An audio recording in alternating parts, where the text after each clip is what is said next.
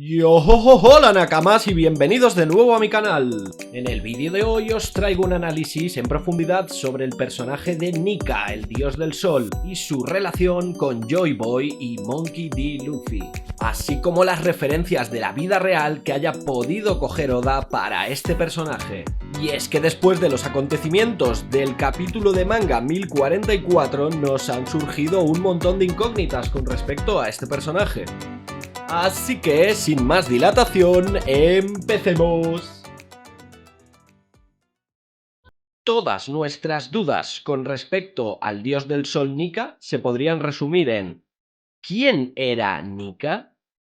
Nika fue mencionado por primera vez en el capítulo 1018 por Who's Who, quien había escuchado historias sobre este personaje durante su tiempo en la prisión.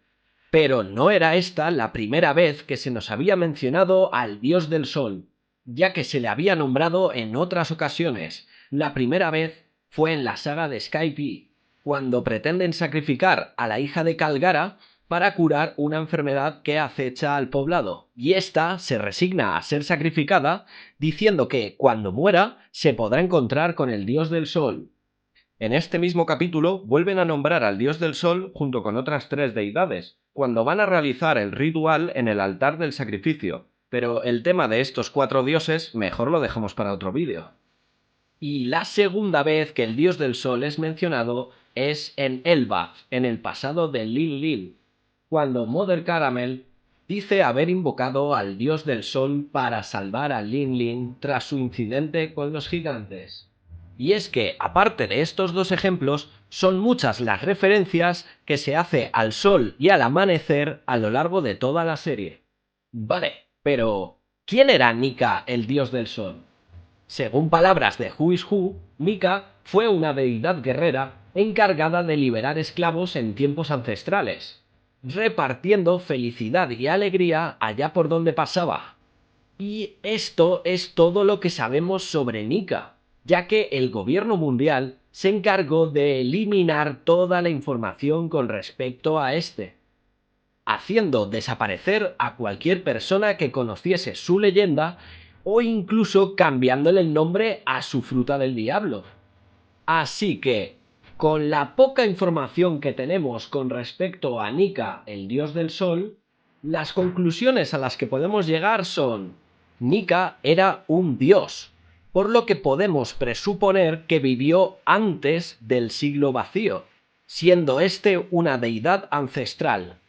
Aunque tampoco podemos descartar que lo de Dios no sea nada más que un título, que se le fue dado debido a su poder y a sus actos, ya que, poniendo como ejemplo a Goldie Roger, el título de Rey de los Piratas no se lo puso él mismo, fue la sociedad la que le dio este título, y con Nika pudo haber pasado lo mismo. Otra de las cosas que sabemos con certeza sobre Nika es que éste poseía el poder de la goma. Y sobre esto podemos sacar alguna referencia que haya podido tomar Eiichiro Oda a la hora de crear este personaje. Y es que, investigando un poco sobre culturas antiguas, he descubierto una civilización los cuales eran llamados personas de la goma. Y estos fueron los Olmecas, que, bueno, eran más bien llamados habitantes de la región del Hule, que es como llamaban los aztecas a la goma. La misteriosa cultura olmeca fue localizada en el antiguo México y se desarrolló en el preclásico mesoamericano, periodo que va desde el 1200 hasta el 400 a.C. Algunos de sus aportes más importantes fue el de haber sido la primera civilización en haber utilizado la goma, la cual empleaban en fabricar ropa impermeable e incluso pelotas que utilizaban en sus juegos. También son conocidos por haber sido de las primeras civilizaciones que utilizaban la escritura mediante glifos, que sería tallar símbolos sobre las piedras. ¿Posible referencia a los poneglyphs? En cuanto a la religión, los olmecas creían en múltiples dioses, entre ellos varios animales mitológicos o también varios elementos naturales, como son la lluvia, el sol y la tierra. Y es que dentro de la cultura olmeca hay muchas referencias que pueden haber sido tomadas por Eiichiro Oda para crear su maravilloso mundo. Otra de las referencias que he encontrado en mitologías y leyendas que pueden afectar al dios del sol Nika es la figura de Curupira, un ser sobrenatural que se encarga de proteger los bosques en la mitología guaraní, propia de ciertas zonas de Brasil. La relación que puede tener la figura de el Curupira con el dios del sol Nika es más bien estética, ya que, por lo general, el Curupira toma la forma de un chico con cabello rojo llameante, exactamente igual que la silueta de Nika y Luffy en su transformación del GR5. Y otra de las características más sorprendentes de Curupira es que sus pies se encuentran invertidos hacia atrás, como si fueran de goma.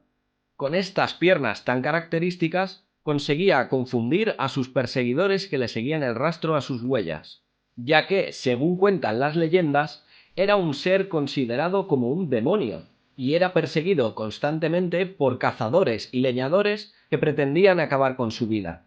Y es que la misión del Curupira era proteger los bosques de los hábitos destructivos del hombre, un ser mitológico y sobrenatural, que era considerado como un demonio local, pero que sus intenciones siempre eran buenas. ¿Os suena esto de algo? Bueno, sigamos con más referencias. Vamos a analizar una figura histórica que resuena mucho como referencia de Joy Boy, pero que creo que puede tener relación con Nika, el dios del sol, ya que, a mi parecer, la figura de Nika, desde antes del siglo vacío, no había sido más que una leyenda, una historia que se contaba por el boca a boca como un anhelo de libertad para los esclavos y para las razas oprimidas, ya que, teniendo en cuenta que en la actualidad del mundo de One Piece todavía existe la esclavitud y las desigualdades sociales, no es extraño pensar que antes del siglo vacío esto fuera incluso peor, teniendo a Nika como ejemplo de prosperidad y de cambio, pero que no fuera más que un cuento que se le contaba a los niños, al igual que vimos con el ejemplo de Sora y su historia, que era contada a los niños para ensalzar la figura de los marines. Siguiendo en esta línea y enfocándonos en el siglo vacío, después de varias épocas de oscuridad, por parte de un antiguo gobierno mundial que había dominado el mundo durante siglos, sería el mismo Joy Boy el que trató de reencarnar la leyenda de Nika y traer al mundo sus ideales de justicia y de prosperidad. Al igual que con Nika, es muy poca la información que tenemos sobre Joy Boy, más allá del poneglyph de la isla Gyojin y la promesa que le hizo a la princesa sirena de su época. Y también el hecho de que fue el mismo Joy Boy el creador del propio One Piece en su origen. Es más, tengo una teoría con respecto a Joy Boy y a Love Tale, partiendo de que Joy Boy seguramente tuviera la fruta de Nika al igual que Luffy, y no sería descabellado pensar que al igual que hicieron a Kainu y a Aokiji en Punkazar, modificando el clima de la isla por completo, es posible que Joy Boy dejase su influjo de alegría y felicidad en la isla de Love Tale, haciendo así que Roger y su tripulación no pudieran parar de reír desde que llegaron. No sé, mejor dejamos esto para otro vídeo. Y pasamos a analizar la última referencia con respecto a Nika y sobre todo a Joy Boy. Joy Boy como precursor de los ideales de Nika. Joy Boy como la figura que traería paz y prosperidad después de siglos de oscuridad. Joy Boy como líder justo y bondadoso en la antigua civilización. Siguiendo esta misma línea, son muchas las coincidencias que encontramos con un personaje histórico en la vida real. Y este es Hayabaya, o como lo pronuncian en japonés, Yoyo Boyo. Hayabaya, Yoyo Boyo, Joy Boy, vaya, vaya. Parece mucha coincidencia, lo sé, pero esperar que hay más.